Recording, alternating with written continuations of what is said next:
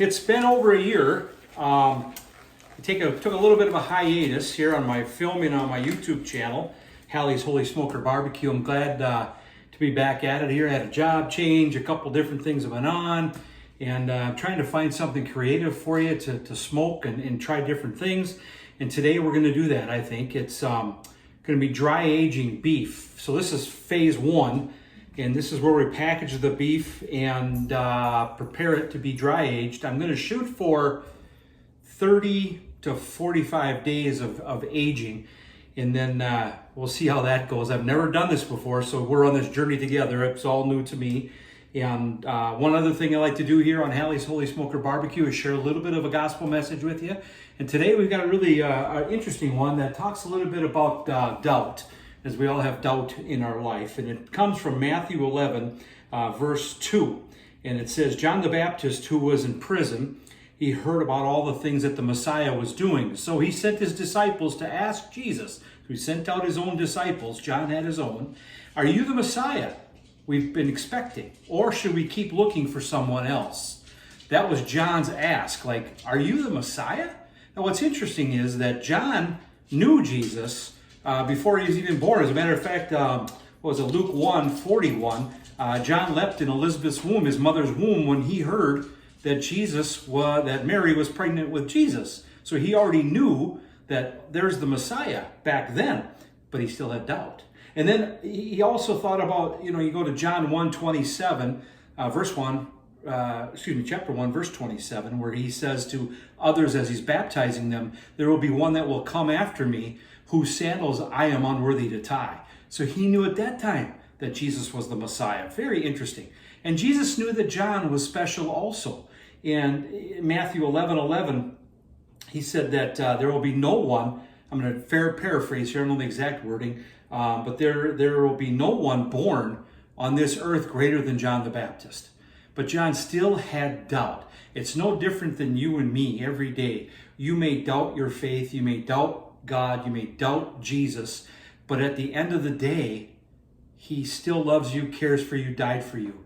So do not doubt, have faith, keep hope alive as it is, as we've heard before, but have faith, and you're going to have doubt. Just know that. Don't carry that as a burden. You will have doubt. But Jesus and John spell it out. John knew who he was, but he still questioned. So be at peace with that. So now we're going to talk about aging meat, and today we're going to do beef, and I got a chuck roast. As you can see, it's about 6 pounds. I'd prefer to do a little bigger cut, but I didn't want to spend a lot of money on a prime rib roast because this is the first time I've done this and I don't know what I'm doing. So I'd hate to lose that, throw that money out the window. And we're going to try a chuck roast, a little bit less expensive cut, but the principle will be the same. The goal is to dry age this.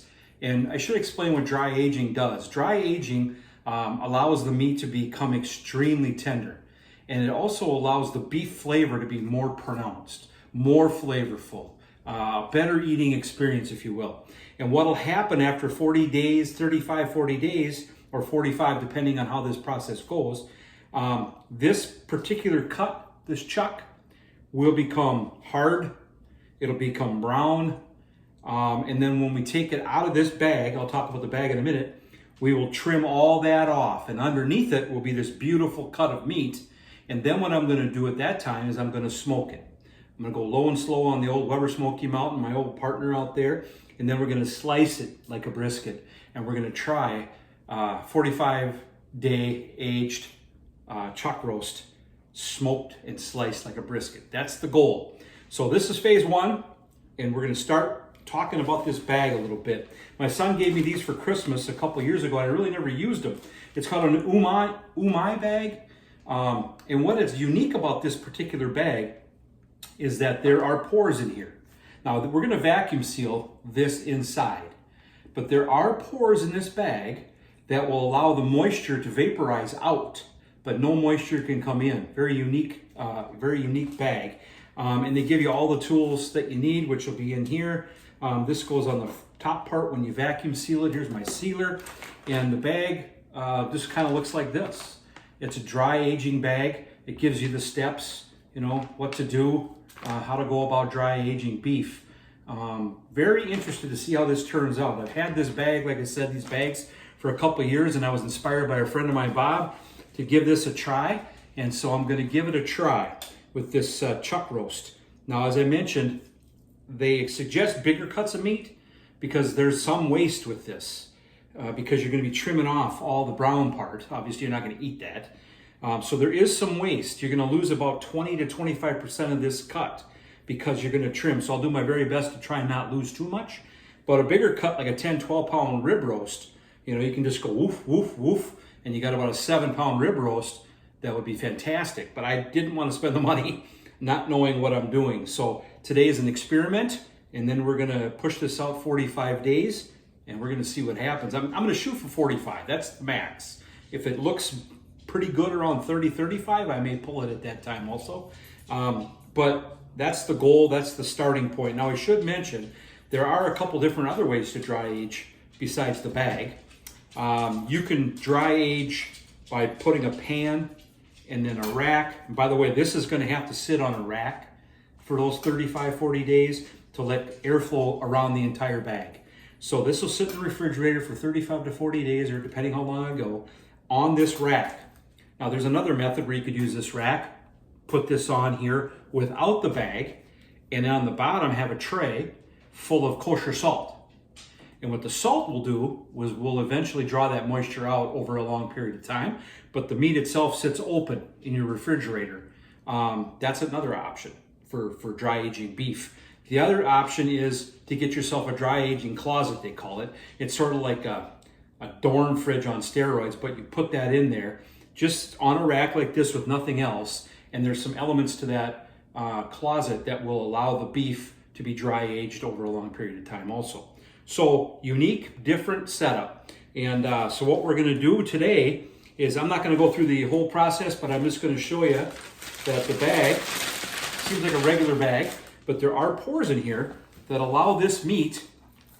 What I should do also is, before I get too far ahead of myself, I should pat this dry. And you want to make sure that when you do it, that this beef is dry and not wet, because there is wet aging. That's another process that I thought about doing with this, but I thought, let's do this instead.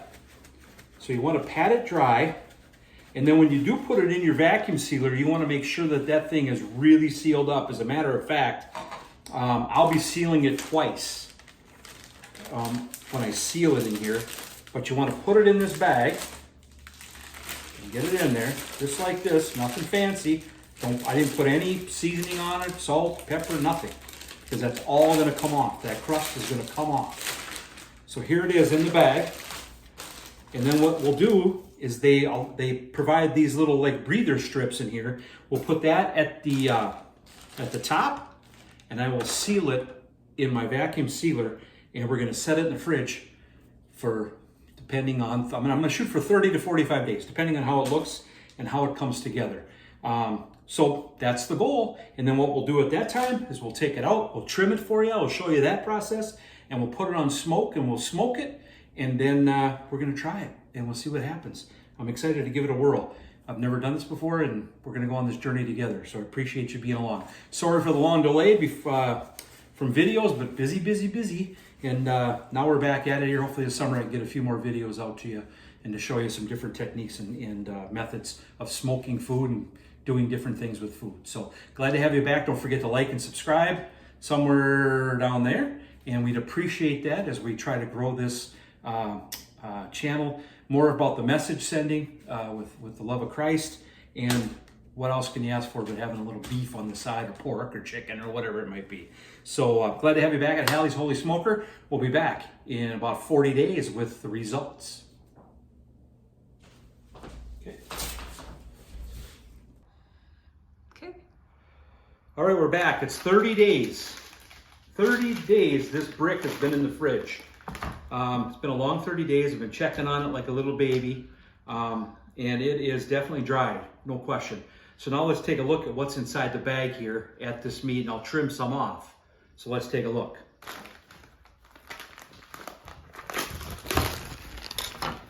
It's dry, for sure. Let's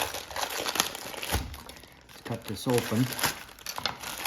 Oh, you can see how it's dehydrated Really get a good feel for this. See how it looked? I mean, look at that. It's like rock hard. That's got to come off. And that's what we're going to try and do today. And the key to it is not having so much waste. So I'm going to try and trim it very carefully and hope that the waste isn't extensive. Let's just take a look here. Do I got the right knife? That's why I brought several knives. Oh, this is going to be good. Okay, so this is tender right here. This is real meaty and real tender. All right, let's just try this corner. Try not to waste. You can kind of see the color difference than a regular roast would look like. Very deep red color, very earthy flavor. Now I'm going to go this way. I got to be very careful. I don't want to waste. Another look at some of that color in that meat. This is going to be really extremely good. Okay, so now the next thing we're going to do is I'm going to completely trim this, and then I'm going to take it and we're going to put it on smoke, and then we're going to smoke it, and then we're going to slice it like a brisket and treat it that way. We're just going to use some SPG, some salt, pepper, garlic from Cosmo Q, and keep the flavoring to a dull roar because we want the meat to speak for flavor. So the next thing you see, this thing should be smoked, and we're going to smoke it at about 200 degrees for about 5 hours, and should get my internal temp to 195 to 200. And then we're 30 days, we're going to try it, and we'll see exactly what we have. Excited. All right, this has been a long process, 30 days in the making, and we are done. This smoked for 4.5 hours at about 200 degrees. Internal temperature ended up at 200 degrees. That's what I wanted. Let's take a look. I did a little, oh, she's so tender. We got a little beef tallow, actually Wagyu tallow, and you can kind of see how juicy this is. I'm gonna get it out of there. It's falling apart. Let me pull this over here. Oh, we're gonna cut it. We're gonna try and slice it like a brisket. Oh, it's like butter. Look at the color inside. Oh, it's still hot. It's been sitting for half an hour resting. Let's cut one more here. And I'm gonna cut this one in half, and I'm gonna try it here. Okay, here we go, 30 days aged beef.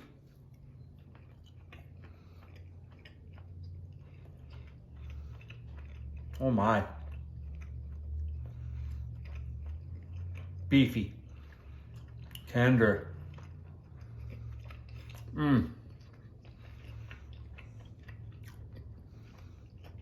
I'm definitely doing this again. Boy, it's got such good flavor, good beef flavor. Let me recap. 6.5 pound chuck roast, dry aged in a Umi bag for 30 days. No seasoning on that. And just let it sit in the refrigerator, temps between 35 to 38 degrees. Let it sit on the rack, pull it out after 30 days, like we did here in this video. Cut it open. I mean, just look at it. And I'm gonna do dry aging beef again. There's no question about it, it's delicious.